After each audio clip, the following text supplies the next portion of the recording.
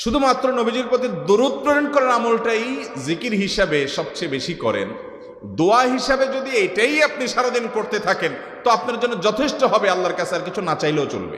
দুরুদ মানে হলো নবীজির জন্য দোয়া করা।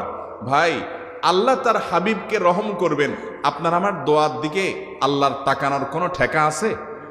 নবীজি কি আমাদের দোয়ার কোনো মুখাপেক্ষী? কিন্তু আমরা তার জন্য দোয়া করলে ওই চান্সে আল্লাহ তাআলা আমাদের প্রতি অনুগ্রহ করবেন। একবার না, আপনি নবীজির প্রতি একবার রহমতের দোয়া করবেন, একবার দুরূদ পাঠ করবেন, মান সাল্লা আলাইয়া মাররাতান সাল্লাল্লাহু আলাইহি আশারা।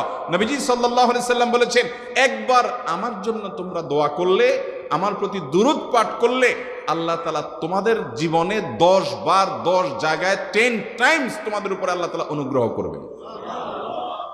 আপনি টেরও পাবেন না কত জায়গায় আল্লাহ অনুগ্রহ করেছেন, আল্লাহ বাঁচাই দিয়েছেন, একটুর জন্য শেষ হয়ে যান নাই। ওই যে দুরূদ পড়ছেন,